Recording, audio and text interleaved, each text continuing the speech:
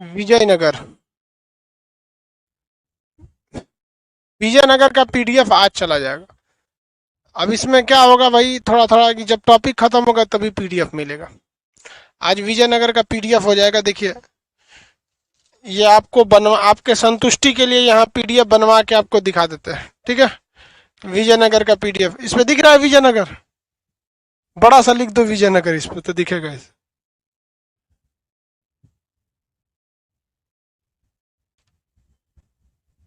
विजयनगर यार, एक कह रहा है कि सर हिस्ट्री का क्लास था। रे बकलोल कहीं का, कह रहा है कि सर विजयनगर का नहीं, नहीं हिस्ट्री का क्लास था।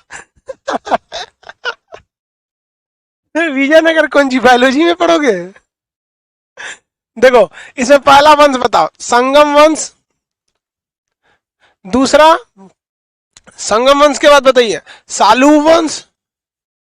सालू के बाद तुलु वंश, और तुलु के बाद आरवीडू वंश। आरवीडू वंश, आर आरवीडू वंश। हम आपको क्या पढ़ा रहे थे?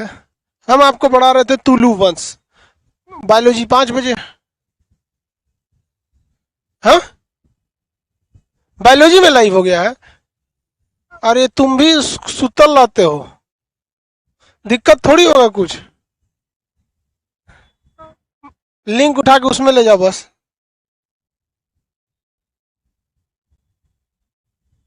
हाँ भाई है, हिस्ट्री नीचे गया।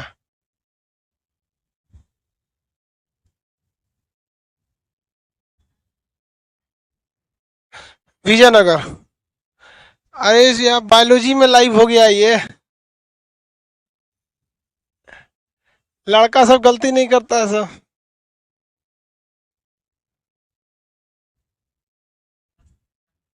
ठीक है चलो, क्लास को रीस्टार्ट कर, वो तो चल ही रहा है ना बायोलॉजी वाला। क्लास को ना रीस्टार्ट करके एक बार ज्योग्राफी में चले जाओ, बायोलॉजी में हिस्ट्री में चले जाओ, सही हो जाएगा। 1 मिनट आगे रखना जी लिंक को। उसको कुछ भी कर दो ना, 16-17, उससे क्या मतलब। इसका चलो, हाँ इसको ऑन करो। इस पहले बायो वाले में एक बार चैट खोलो। चैट खोलो, इन लोग को बोल देते हैं। बहुत गलती हो गया था, इसको बायो में चला गया था। आप एक बार काम कीजिए, इसको कट करके हिस्ट्री में चलिए, वहां भी दिख रहा होगा। हिस्ट्री में चले जाइए, ठीक है। हिस्ट्री में चले जाइए, हिस्ट्री में।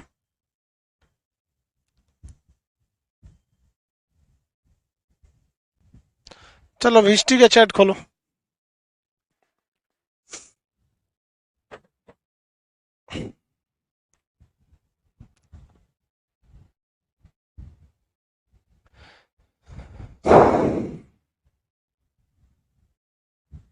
ऊपर गया, हाँ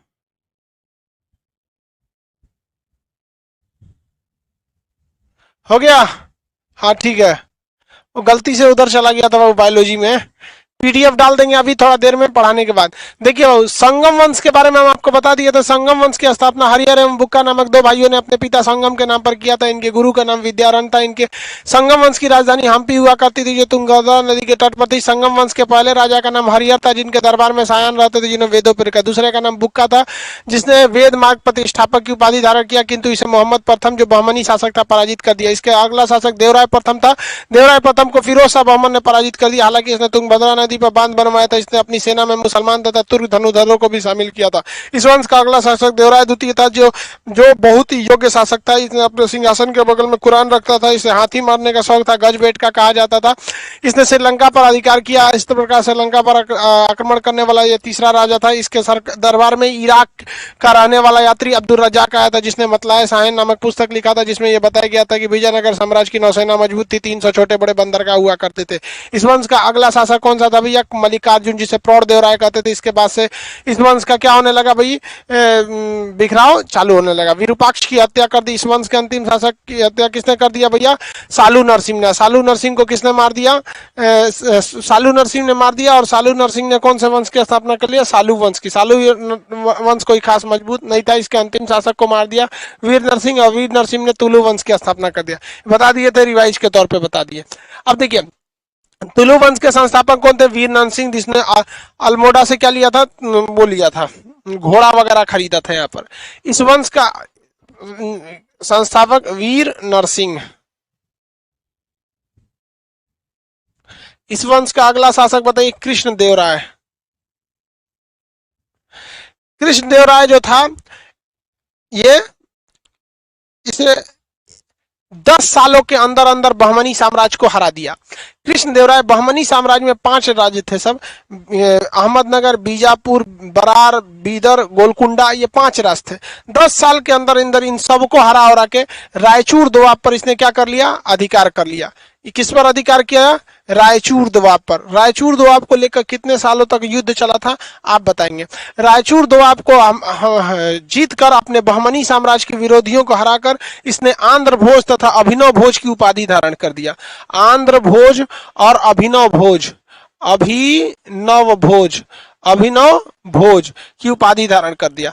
यह रायचूर दोआब के लिए युद्ध कितना लंबा चला था भैया, 200 सालों तक चला था रायचूर दोआब का। इस 200 साल से जो युद्ध चलते आ रहा था, इसने अपने विरोधियों को कितना दिन में टपका दिया, इसने 10 साल में ही सिमटा के रख दिया, अपने विरोधियों को सिमटा दिया इसने। ये बहुत ही योग्य शासक था कृष्णदेवराय।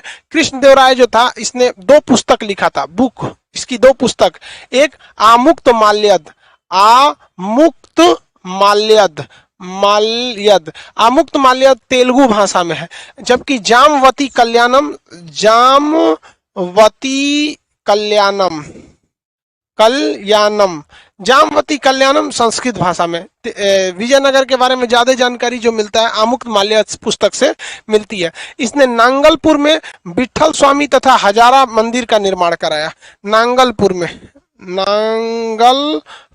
नांगलपुर में मंदिर का निर्माण कराया। क्वेश्चन, विठल स्वामी, विठल स्वामी तथा हजारा मंदिर का निर्माण कराया, हजारा मंदिर का निर्माण कराया। ये बहुत ही योग्य शासक था, बहुत ही क्या था, योग्य शासक था। भैया पीडीएफ अभी डाल देंगे, देखिए आपको लिए यहाँ पे पीडीएफ रखा भी हुआ है।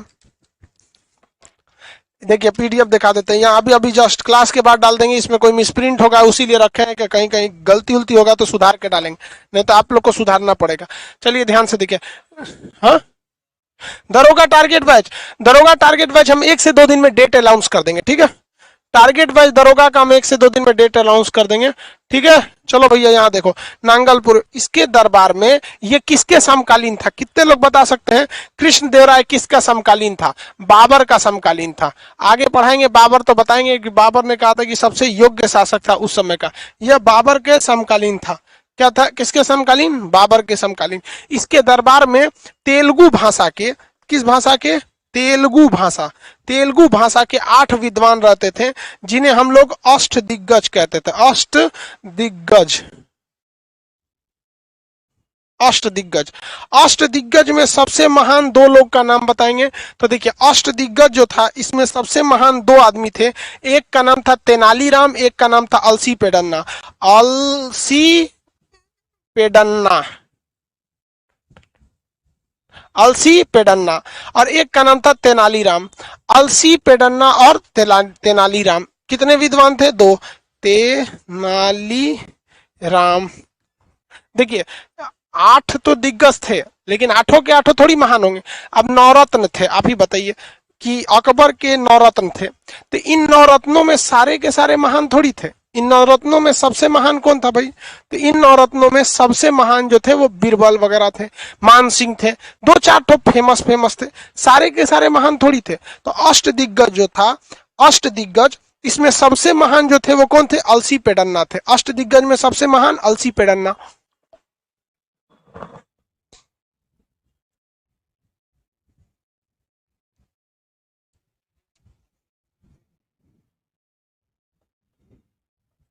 इन्होंने 2 पुस्तक लिखी, एक भगवान की कथा जिसे कहते हैं हरि कथा, हरि कथा, दूसरा मनु चरित्र, मनु चरित्र। 2 पुस्तक किसने लिखी, अलसी पेडन्ना ने। ये कई बार याद रखिएगा भैया, अलसी पेडन्ना, अलसी पेडन्ना जो था, अलसी पेडन्ना, ध्यान से बबुआ मेरी और ध्यान से देखो, अलसी पेडन्ना जो थे इन्हें तेलुगु भाषा का पितामह कहा जाता था, तेलुगु भाषा का पितामह कहा जाता था।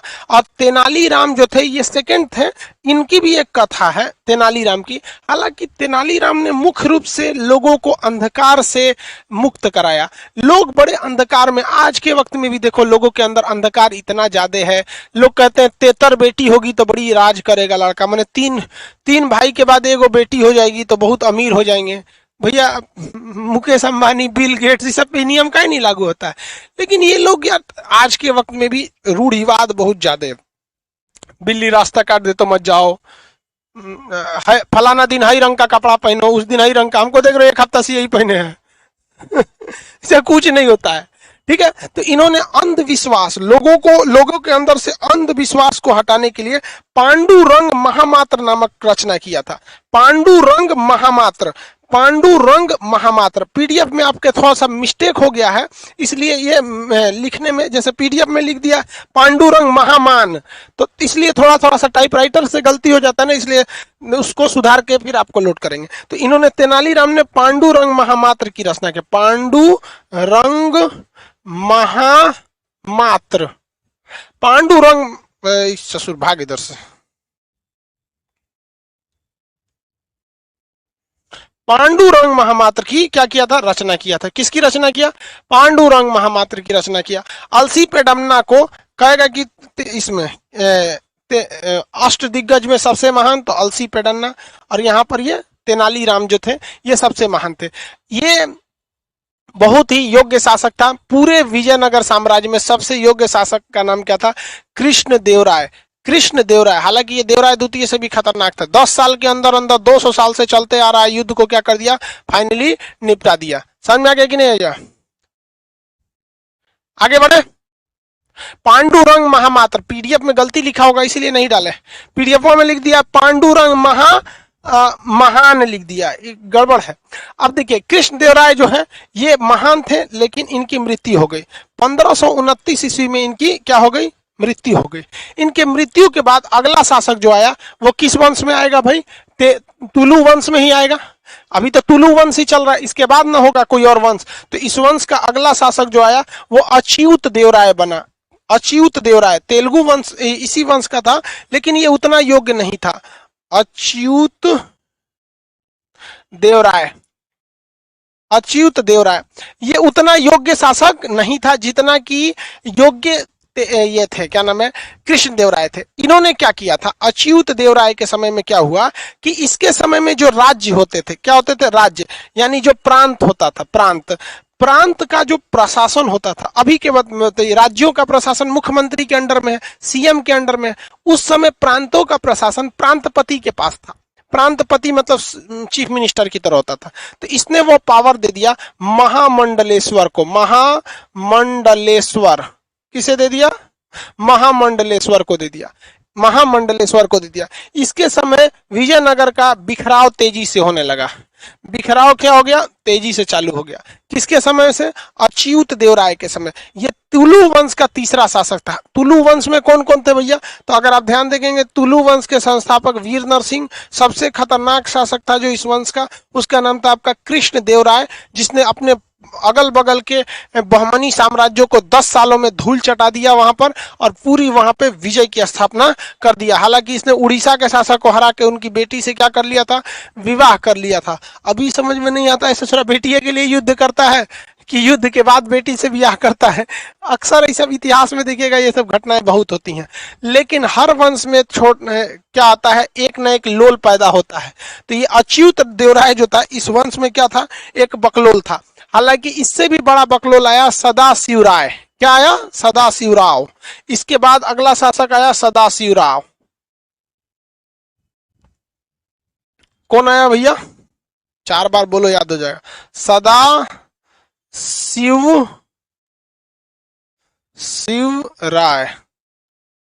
सदाशिवराय ये जो था ना, बिल्कुल अयोग्य था। ये था बिल्कुल अयोग्य था। इसने क्या किया, अपना सेनापति बनाया, सेनापति राम राय को बनाया। किसे बनाया, राम राय को बनाया। इसने अपना सेनापति किसे बना दिया भैया, राम राय को बना दिया। राम राय को बना दिया। राम राय जो था ना, ये एकदम समझ जाइए कि मोहम्मद बिन तुगलक की तरह था। मतलब इसको लगता था कि जो हम सोचेंगे वो 100% सही हो जाएगा। लेकिन जीवन में याद रखिएगा, अगर आप कहीं भी सफल होना चाहते हैं तो always ready for your worst condition. आप हमेशा अपने सबसे बुरे दिन के लिए तैयार रहिए। जैसे मान के चलिए किसी को बिजनेस करना है तो वो सोचता है कि हाँ इतना तो पैसा आइए जाएगा। नहीं भैया, आप ये सोच के चलिए खराब से खराब दिन कौन हो सकता है, तो ही आप सक्सेस हो जाएंगे। आप फौज में जाइएगा तो फौज में यही कहा जाता है, always ready for worst condition. सबसे खराब कंडीशन क्या होगा आपको पता है? कारगिल की लड़ाई में जब पाकिस्तान के जो चूहे मकोड़े घुसे थे सब आतंकवादी सब, तो भारतीय सेना एक आतंकवादी को मारने के लिए 27 जवान को भेजा था। क्योंकि रूल होता है कि सामने की लड़ाई में एक अगर दुश्मन है तो उसको काउंटर करने के लिए आपको 4 भेजना पड़ेगा, लेकिन अगर दुश्मन पहाड़ पर है तो उसके लिए 9 भेजते थे। तो भारत ने कितना भेजा था? 27। रीजन क्या था? Always ready for worst condition, कि हमें किस चीज के लिए तैयार रहना है? एकदम वर्स्ट कंडीशन के लिए तैयार रखना है। तो याद रखिए, जीवन में आपको लोग भी फेल क्यों होते हैं? क्योंकि आप जब एग्जाम की तैयारी करते हैं तो मैथ बनाइए देंगे, रीजनिंग हो जाएगा, जीएस में टेंशन क्या, अंग्रेजी आता ही है, हमको क्या दिक्कत है, ले फेल होके चलाएंगे। एकदम ये सोचिए कि आपका मैथ जब आप एग्जाम की तैयारी कर रहे हैं, आप अपनी 2 महीना पहले एक स्ट्रेटजी बनाते हैं कि हमको कितना नंबर आएगा, तो उसमें एकदम रेडी रखिए कि कम से कम जीएस में कितना आएगा, कम से कम। लेकिन लड़का क्या सोचता है? हाँ 100 में तो 80 नंबर, जीएस में कौन रोका है, मैथ तो हमारा इवे करता है, 85-86 यू में ले आएंगे, रीजनिंग में रखा कौन सी है, सीबीएसई बोर्ड से अंग्रेजी क्या कर लेगा, ले सुतने सब चौपट हो जाएगा। हमेशा किसी लिए रेडी रहिए, वर्स्ट कंडीशन। तो राम राय जो था ना, इसको लगता था कि हम तो जीत ही जाएंगे, बहमनी साम्राज्य को ऐसे बर्बाद कर देंगे। बहमनी साम्राज्य में 5 राज्य थे। बहमनी साम्राज्य में कितने राज्य थे? 5 वंश, और 5 एक साथ थे। जबकि विजयनगर में 4 थे, लेकिन चारों एक साथ नहीं थे, एक खत्म तो दूसरा, दूसरा खत्म तो तीसरा, तीसरा खत्म तो चौथा। लेकिन बहमनी में 5 राज्य और 5 एक साथ शासन करते थे। तो इसने क्या किया, बहमनी में फूट डाला। उसने सोचा कि बहमनी के 5 राज्य, बहमनी के 5 राज्य कौन कौन है? अहमदनगर,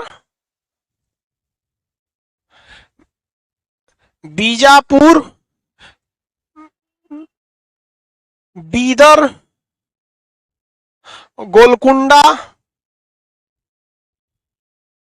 और बरार। 5 राज्य। इसने क्या सोचा कि इन 5 को आपस में लड़ा देते हैं। क्या करते हैं भैया? 5 को आपस में लड़ा देते हैं।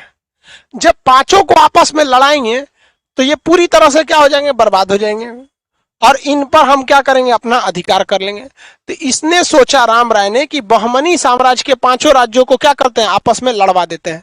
तो इसको कहा कि देखो ये चारों तुमसे युद्ध करना चाहते हैं, हम तुम्हें युद्ध में मदद करेंगे। तो कहा ठीक है, उस सारा को लड़ाई करेगा साहब, तुम अपनी सेना देना हमको। इसने राम राय से कहा तुम अपनी सेना देना, हम चारों को मार डालेंगे। इसने कहा ठीक ठीक, टेंशन नहीं लो। ई बकलोलवा राम राय जो था, इसने सेना भेजा, गुप्तचर भेजा किसके पास? बीजापुर के पास। इससे भी सेम बात कहा कि ये बाकी चारों तुमको मारेंगे, एक काम करो तुम हमसे सेना लेना, चारों को मार देना। सबसे यही बतिया बोला। लेकिन दिक्कत हो गया जब वो बरार से बोला ये बतिया ना कि भाई चारों तुमको मारेंगे, तुम युद्ध के लिए तैयार रहो, हम तुमको सेना देंगे। तो ही जाकर सबनी से पूछ दिया कि भाई सेनापति राम राय ऐसा बोल रहा था, तो पोल खुल गया, रे ससुरा कहीं का, हमनियों से यही बतिया बोला है। इसका मतलब ये हम लोग में फूट डालना चाहता है। अब हो गया बवाल। अब ये हुआ कि ये चारों एक हो गए सब। क्या हो गए सब? चारों एक हो गए सब। उल्टा इस सेनापति राम राय को 1565 का एक युद्ध हुआ, तालीकोटा का युद्ध।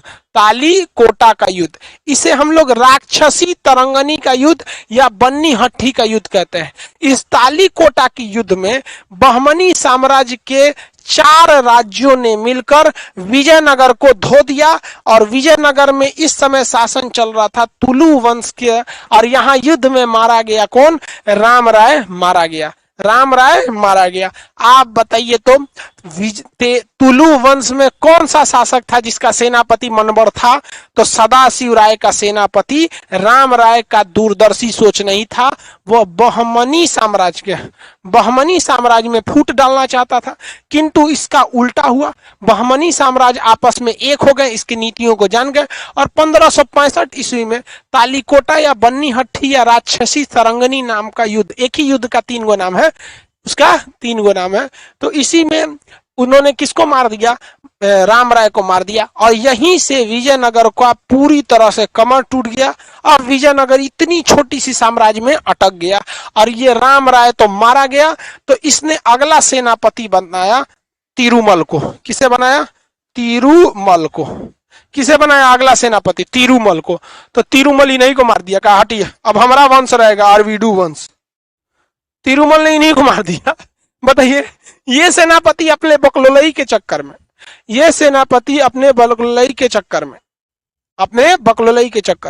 तालीकोटा के युद्ध में मराया। तो भैया बिना सेनापति तो रहेगा नहीं, तो सदाशिव राय ने क्या करा? किसे सेनापति बनाया? तिरुमल को। तिरुमल ने किसे मार दिया? सदाशिव राय को। अब तिरुमल ने एक नया वंश की स्थापना कर दिया, आरवीडू वंश। आरवीडू वंश किसी काम का नहीं था, इस वंश को शिवाजी ने मिला लिया। ठीक है, इस वंश को शिवाजी ने मिला लिया। रंगा तृतीय था इस वंश का अंतिम शासक। समझ में आ गया? क्वेश्चन पूछेगा कि बहमनी साम्राज्य का वह कौन सा शासक था?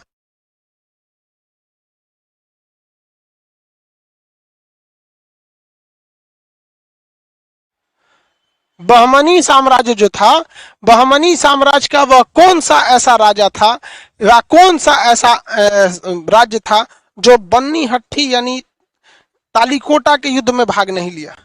कौन सा था जो तालीकोटा के युद्ध में भाग नहीं लिया? कौन सा तालीकोटा के युद्ध में भाग नहीं लिया? तो याद रखिएगा, ये क्वेश्चन कई बार पूछा हुआ है। तालीकोटा का युद्ध बहुत बार पूछा हुआ है। तालीकोटा का युद्ध किसने कई बार पूछा हुआ है? 1565 में हुआ, और बरार ने भाग नहीं लिया। हालांकि इन सबों के बारे में जब बहमनी पढ़ाएंगे, अभी जस्ट इसके बाद अब बहमनी पढ़ाएंगे, तो उसमें बारे में थोड़ा बताएंगे आपको। ठीक है, आगे बढ़े। बरार भाग नहीं लिया था, बरार भाग नहीं लिया। Very good. अब बताइए, राम राय के मारे जाने के बाद अगला सेनापति कौन बना? राम राय के मारे जाने के बाद अगला सेनापति कौन बना? राम राय के मारे जाने के बाद अगला सेनापति तिरुमल बना, और तिरुमल ने किसको मार दिया? अपने ही राजा सदाशिव राय को मार दिया। और सदाशिव राय को मारने के बाद आप बताइए अगला वंश कौन सा आया? सदाशिव राय तुलु वंश का था, अगला वंश कौन आया?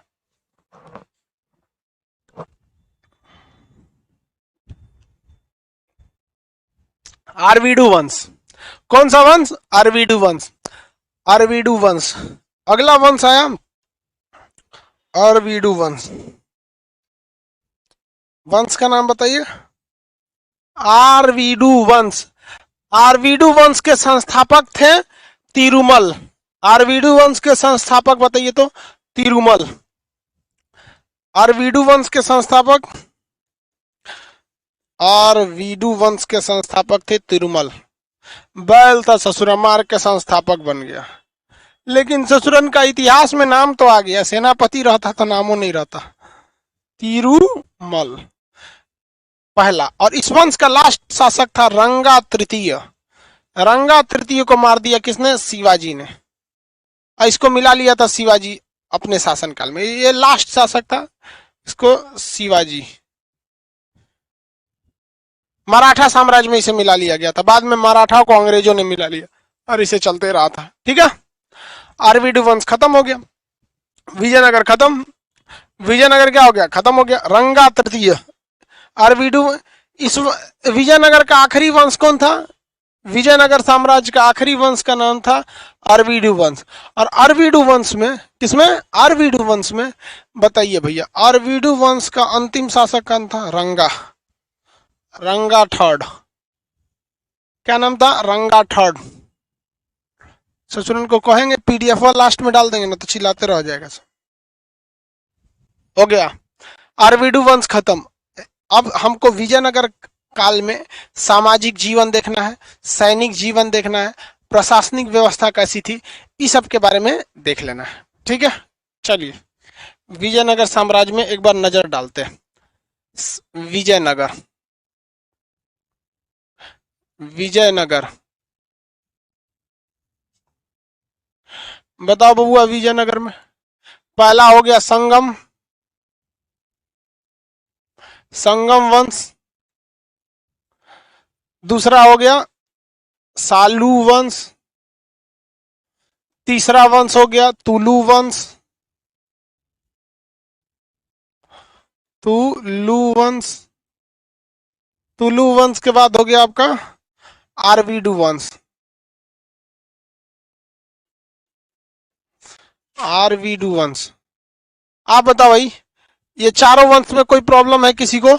हम क्वेश्चन पूछते हैं, आप बताइए तो देवराय द्वितीय किस वंश का शासक था? देवराय द्वितीय किस वंश का शासक था? देवराय द्वितीय किस वंश का शासक था?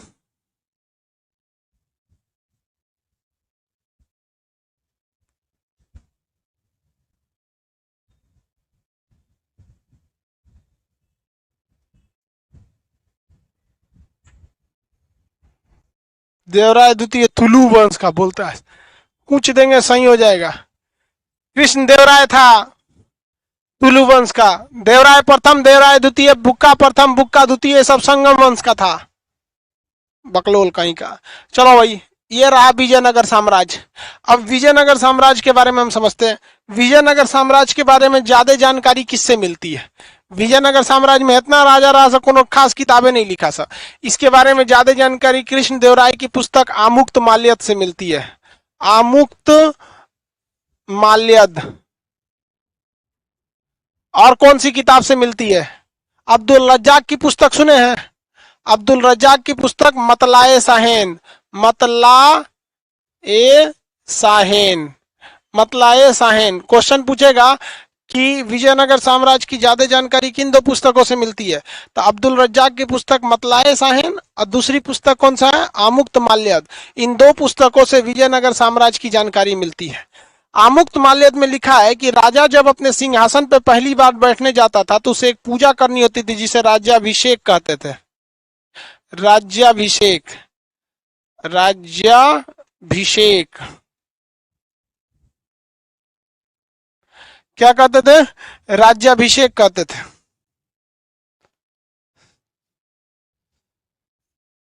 क्या कहा जाता था? राज्याभिषेक। राज्याभिषेक क्या होता था? मोदी जी का भी तो राज्याभिषेक होता है, शपथ लेते हैं। मैं शपथ लेता हूं कि इस बार 150 स्मार्ट सिटी बनाऊंगा, फिर से वैकेंसी निकलेगी, 2 करोड़ लोगों को रोजगार मिला कि नहीं मिला? हाँ, सबके लिए अपना। देखिए राजा है सब, सांसद का मतलब क्या होता है? राजा।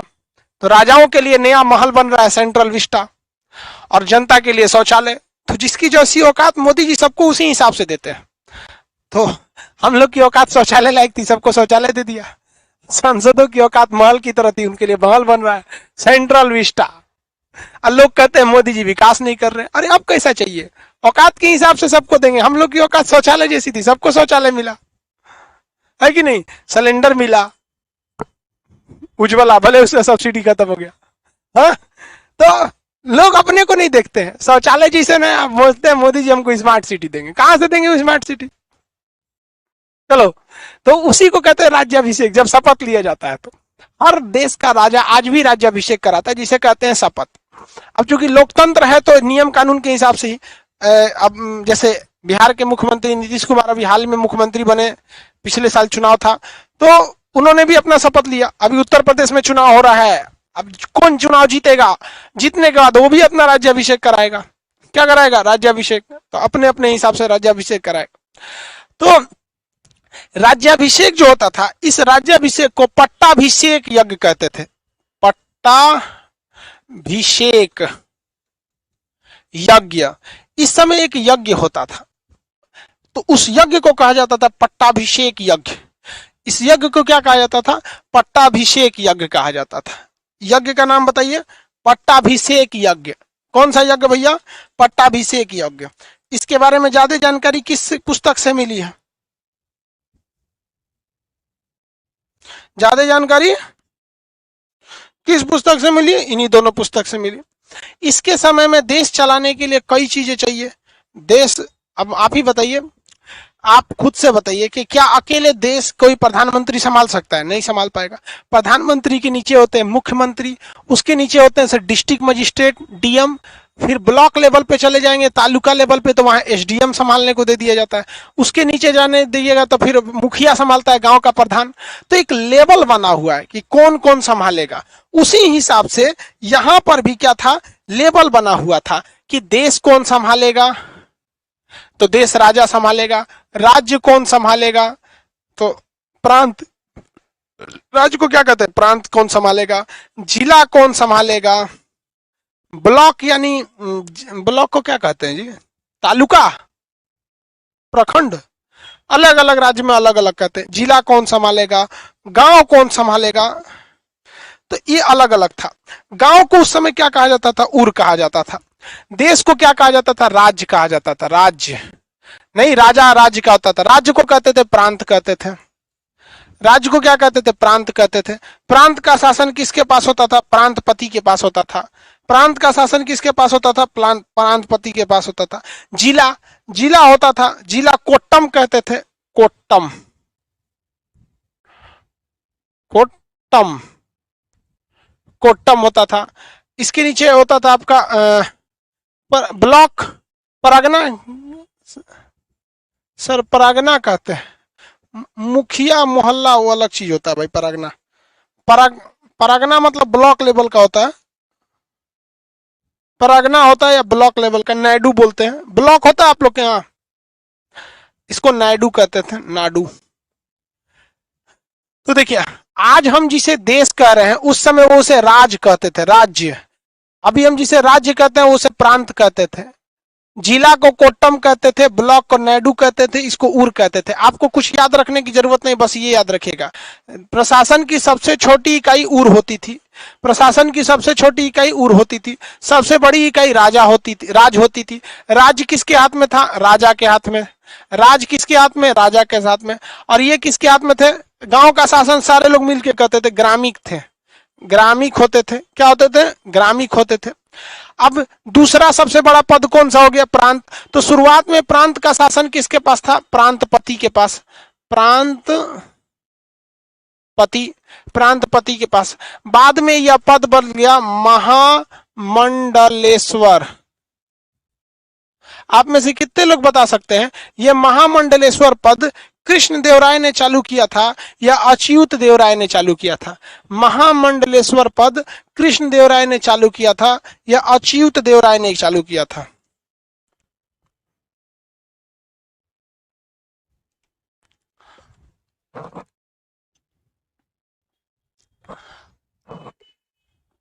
बताइए। महामंडलेश्वर पद कृष्णदेवराय ने चालू किया था या अच्युत देवराय ने चालू किया था? तो महामंडलेश्वर पद जो था वो अच्युत देवराय ने चालू किया था। प्रांत का शासन प्रांतपति के हाथ में पहले होता था। प्रांत का शासन प्रांतपति के हाथ में होता था। किसके हाथ में होता था, प्रांतपति के हाथ में।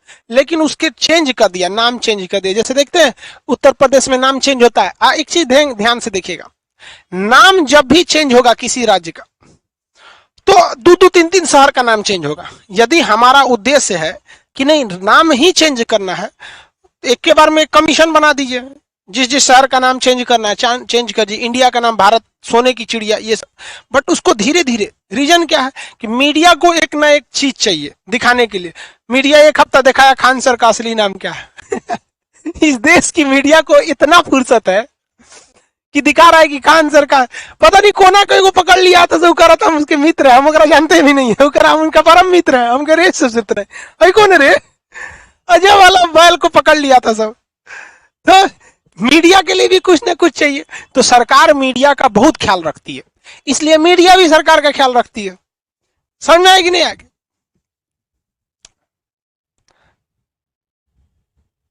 आगे बढ़े। अमित सिंह की फैजल खान, कोनो ना है मेरा नाम दोनों में, ठीक है। बाकी अब तुम लोग कुछ भी चिल्लाते रहो। चलो यहां ध्यान दो। तो प्रांत राजा का जो कृष्णदेवराय थे, कृष्णदेवराय के समय साम्राज्य बहुत बड़ा था। कृष्णदेवराय के समय जो थे, कृष्णदेवराय के समय राज्यों की संख्या थी 6। कृष्णदेवराय के समय राज्यों की संख्या थी 6। ठीक है, राज्यों की संख्या कितना थी? 6। वो कह रहा अब्दुल खान नाम है आपका। इधर देख ना बाबू, नाम से क्या रखा हुआ है?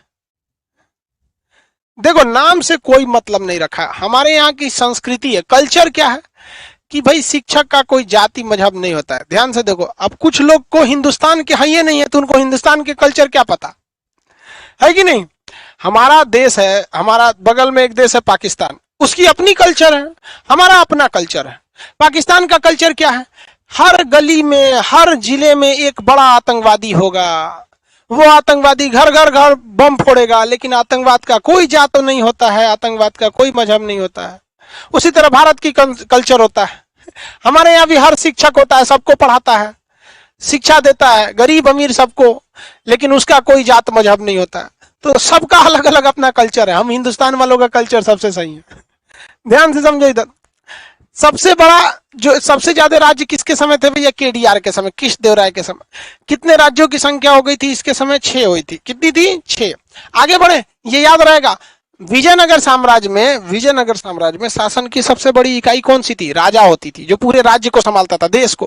प्रांत का शासन प्रांतपति, किंतु अच्युत देवराय के समय महामंडलेश्वर को यह पद दे दिया गया था, नाम चेंज कर दिया गया था। सबसे छोटी इकाई क्या थी? गांव थी, जो ग्रामीण देता था। उस समय गांव ना बोल के उर कहा जाता था। गांव ना बोल के क्या कहा जाता था? उर कहा जाता था। इस समय वेतन तो दिया नहीं जाएगा, वेतन के बदले क्या दी जाती थी? भूमि दी जाती थी। क्या दी जाती थी? भूमि दी जाती थी। इसे नायंगर व्यवस्था कहते थे। क्या कहते थे? नायंगर व्यवस्था। नायंगर व्यवस्था कहते थे। ये सेम टू सेम गुप्त काल की सामंती व्यवस्था और दिल्ली सल्तनत की इक्ता व्यवस्था की तरह थी। आप ही बताओ ना भैया, गुप्त काल में क्या हो गया? गुप्त काल में क्या था? भूमि के वेतन के बदले जो भूमि दी जाती थी उसे सामंती व्यवस्था कहते थे। दिल्ली सल्तनत में इक्ता व्यवस्था कहते। जरा ये बताओ तो, दिल्ली सल्तनत में इक्ता व्यवस्था किसने चालू किया था और किसने खत्म किया था? दोनों आंसर एक ही कमेंट में आना चाहिए। इक्ता व्यवस्था दिल्ली सल्तनत में चालू किसने किया, जो वेतन के बदले भूमि था, और इक्ता व्यवस्था खत्म किसने किया? एक ही में दोनों आंसर होना चाहिए।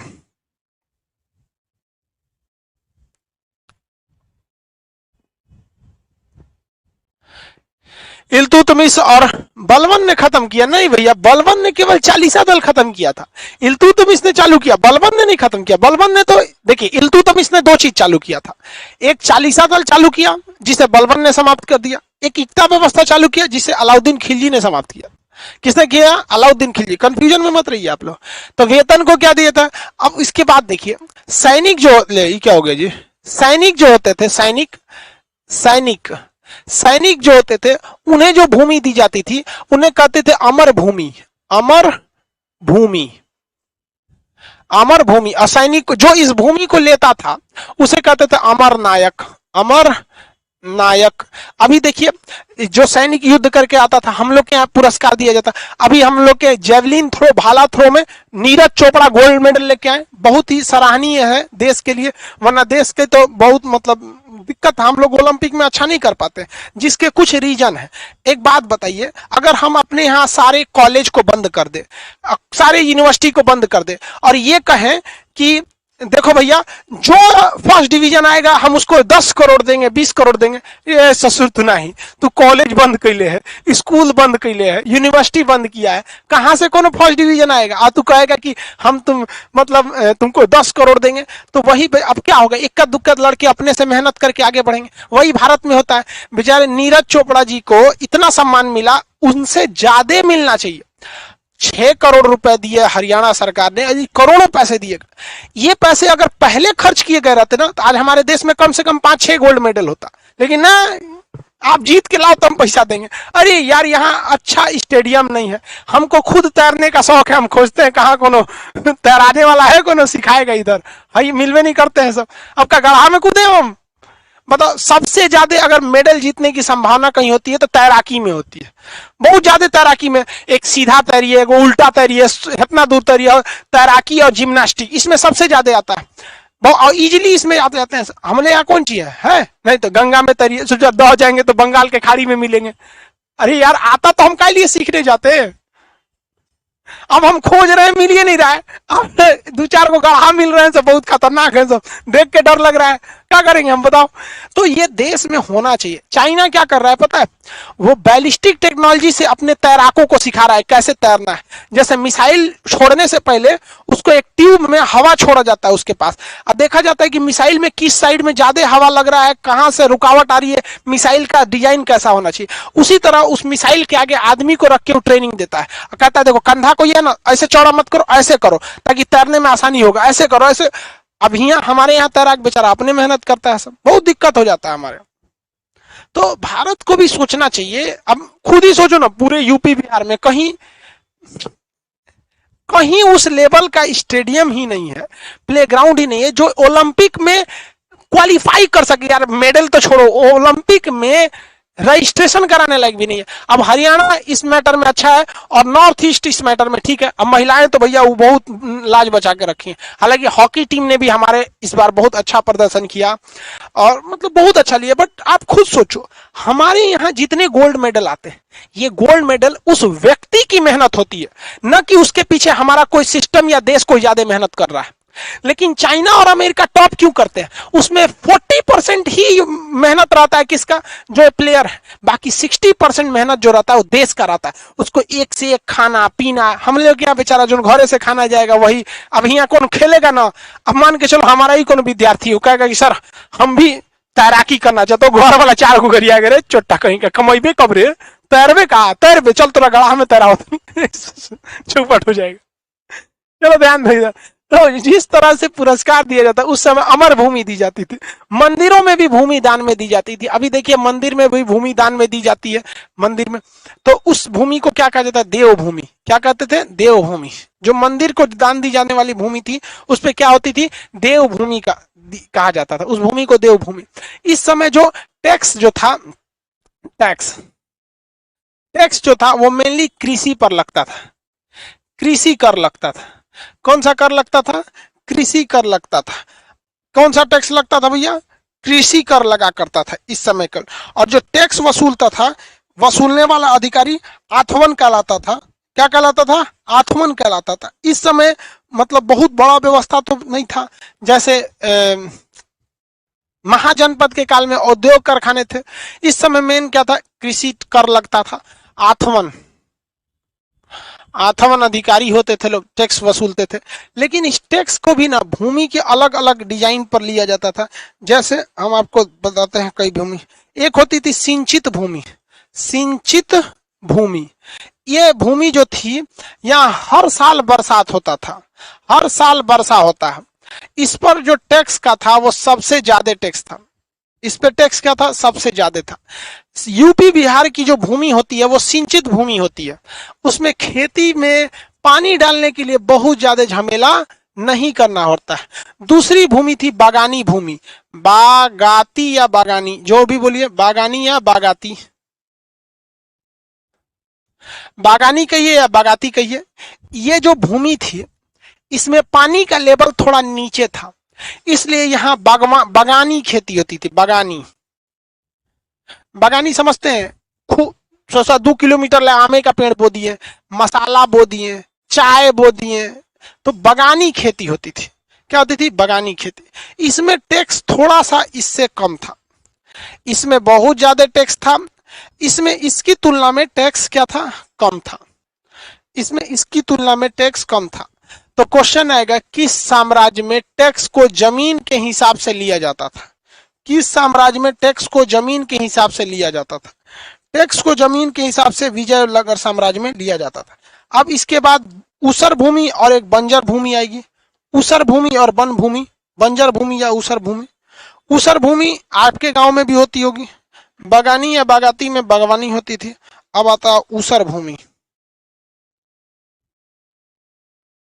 ऊसर भूमि, इसमें हर साल खेती नहीं होती थी, तो इसमें जब भी खेती होती थी ना, अल्टरनेट होती थी। इस साल खेती होगा तो अगले साल नहीं हो पाएगा। इस पे जो टैक्स था ना बहुत ही कम था। इस पे टैक्स बहुत कम था। जैसे आपके यहाँ भी बहुत मुश्किल से खेती होगी, राजस्थान की खेती देखिएगा बड़ा मुश्किल से होता है, उसका जमीन कैसा, ऊसर जमीन है, जमीन कैसा है, ऊसर जमीन है। अब उसके बाद आएगा जंगली भूमि, जंगली भूमि, इस ससुराल में खाली जंगल होता था, इस पे कोई टैक्स नहीं होता था। अब आप बताइए जंगलवा में कौन सी खेती करिएगा, जंगली भूमि। तो इस समय भूमि कितने प्रकार की थी आप बताइए, इस समय भूमि कितने प्रकार की थी, 4 प्रकार की। सबसे ज्यादा उपजाऊ भूमि सिंचित भूमि, सबसे ज्यादा उपजाऊ भूमि सिंचित भूमि, बगानी भूमि, ऊसर भूमि, जंगली भूमि। सिंचित बगानी जंगली, सिंचित बगानी ऊसर जंगली, सिंचित बगानी ऊसर जंगली। आप बताएंगे कौन सी भूमि पर टैक्स नहीं था। विजयनगर साम्राज्य में 4 प्रकार की भूमियां होती थी। इन 4 प्रकार की भूमि में किस भूमि पर टैक्स नहीं लिया जाता था, किस भूमि पर टैक्स नहीं लिया जाता था। ऊसर टैक्स, ऊसर भूमि पे कम टैक्स था, जिस साल खेती होती थी उस साल टैक्स था, जिस साल नहीं होती थी नहीं होता था। जंगली भूमि पर सबसे ज्यादा टैक्स किस पर था, तो सिंचित भूमि पर। सबसे ज्यादा टैक्स किस पर था, सिंचित भूमि पर सबसे ज्यादा टैक्स हुआ करता था, सबसे ज्यादा टैक्स हुआ करता था। किसी को कोई दिक्कत, सबसे ज्यादा टैक्स हुआ करता था। किस भूमि में अल्टरनेट खेती होती थी, किस भूमि में अल्टरनेट खेती होती थी, किस भूमि में अल्टरनेट खेती होती थी।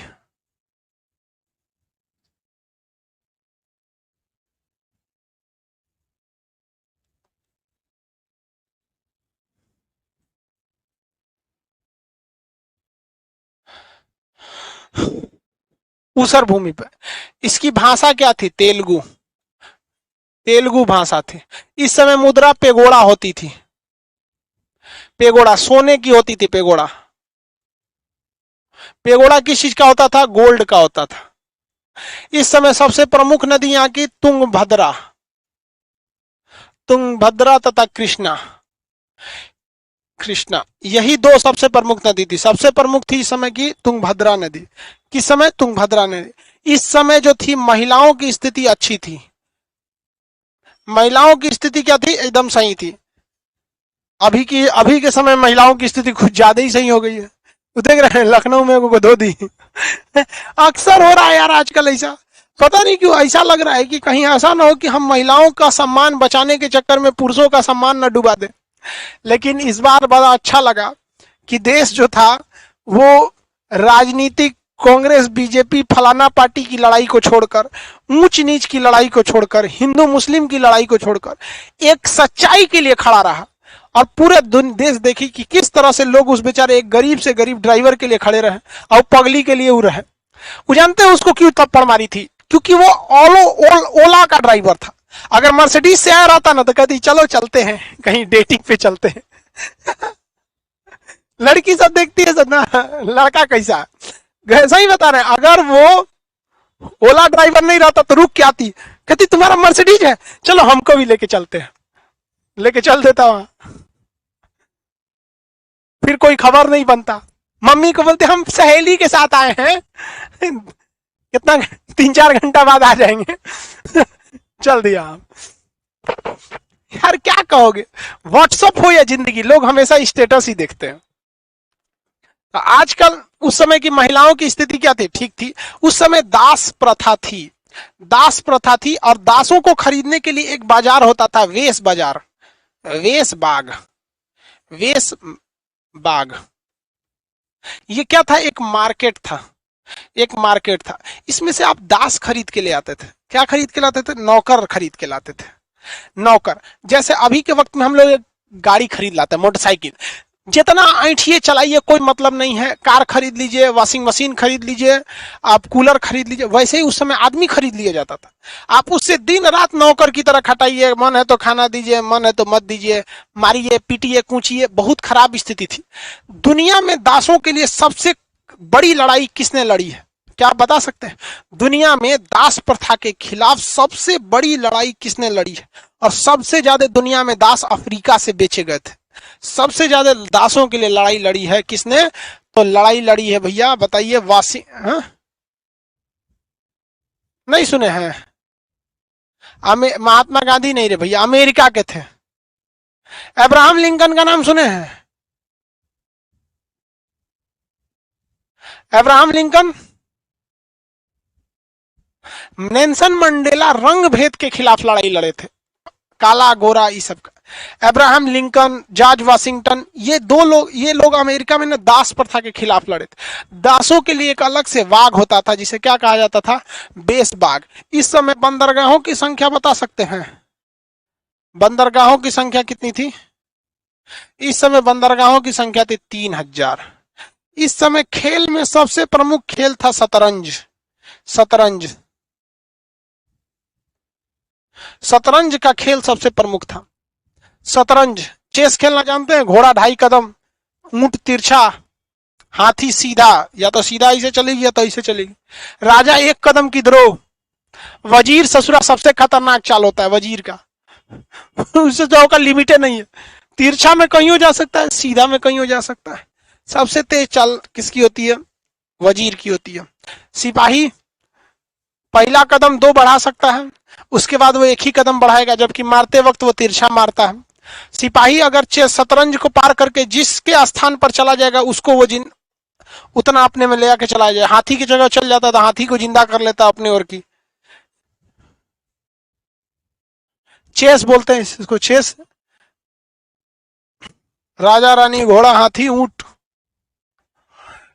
राजा रानी घोड़ा हाथी ऊंट ऐसे मेन होते हैं, आगे सिपाही होते हैं।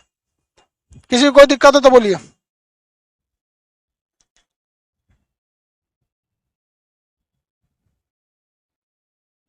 किसी को कोई दिक्कत है?